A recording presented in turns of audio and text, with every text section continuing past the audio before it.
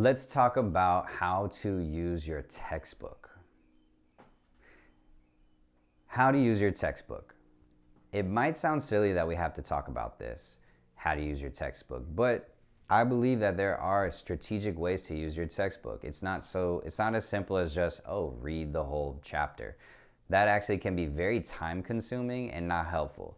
You might read the entire thing, but you're not sure if you're actually retaining any information, let alone retaining the right information. And so as we are studying for the written exam, I want to talk about how I use my textbook to be like a sniper, right? To be very, very time efficient so that when I sat down and opened my textbook, I was studying the right things and I was using my time really wisely. So how do you do that? Well, first, what we need to do is we need to pull up the candidate information bulletin for the theory exam. All right, I talk about the candidate information bulletin all the time because it truly is where we need to begin when we use our textbook. When we go open it up, the candidate information bulletin, we scroll down to page 2 and let's just start from the top, right? Scientific concepts is the first section where 35% of the questions are on scientific concepts. Under letter A, it says infection control and safety practices. Great, so I need to study infection control and safety practices. How should I use that in the textbook? Well, how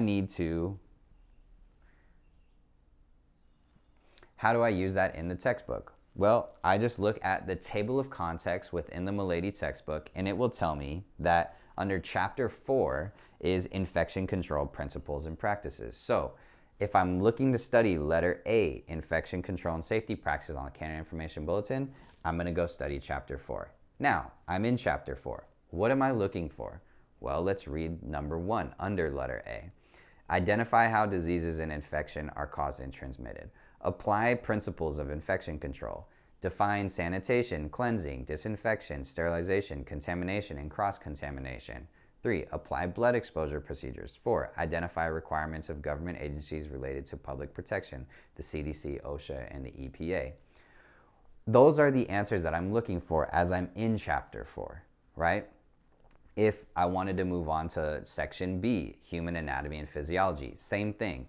Go to the table of contents and I see chapter 6 is general anatomy and physiology. So the answers to those are going to be in chapter 6. When I'm in chapter 6, what am I looking for? What questions do I need to have answered? Number 1, can you identify the function and structure of the hair and scalp and the skin? Can you identify the bones related to the head and face or neck, shoulders, and upper back? Can you identify the muscles and joints and their functions related to the head and face, neck, shoulders, and upper back? Can you understand the function of the body systems? Can you tell me about the nervous system or the circulatory system or the endocrine system or the integumentary system? Letter B, the answers are going to be found in chapter 6. And don't just read the whole chapter, you're looking for specific answers. The answers you're looking for have to do with the candidate information bulletin. If you're having difficulty, you're in chapter 6, you're trying to find the answers to, the circulatory system, but you feel like you're having a hard time finding it, right? What you can always do is go to the back of the textbook and use the index. In the index, you'll be able to then find circulatory system, and it will tell you all of the pages within the textbook that the book talks about the circulatory system, right? That might be a bad example because it should be easy to find the circulatory system. But you need to utilize the index, okay? So when I'm using my textbook, how do you use the textbook? Well, first you start by looking at the candidate information bulletin. You identify the section, human anatomy and physiology. You then find the corresponding chapter by looking at the table of contents. Then you go to that chapter, you look for the answers. What answers? The ones that are specifically stated within the candidate information bulletin. If you're having a hard time finding those answers, what do? You go to the index and you find what pages, corresponding pages, that topic is on, and then you go find the answers. You might jump around different chapters, but hey, at least you read everything that had to do with the circulatory system in the entire textbook. And why is that smart? Because as I've mentioned already, the NIC's main references is the Milady textbook. So yeah, all right, they're talking about the circulatory system on this test. I've now read every single thing in this textbook that has to do with the circulatory system, and I can be confident that I know all the right answers.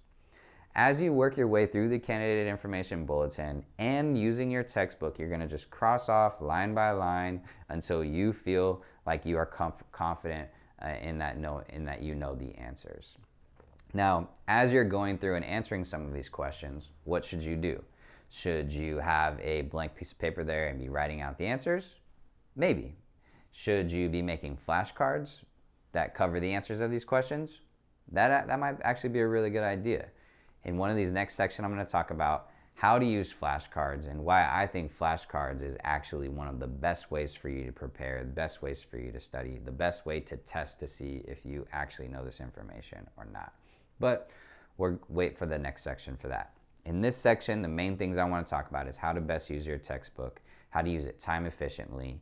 That is using the candidate information bulletin, identifying the corresponding chapters in the Milady textbook, and then when you're in those chapters, looking for those specific answers that are on the candidate information bulletin. If you're having trouble finding those answers, go look in the index and read everything about that specific topic within your textbook.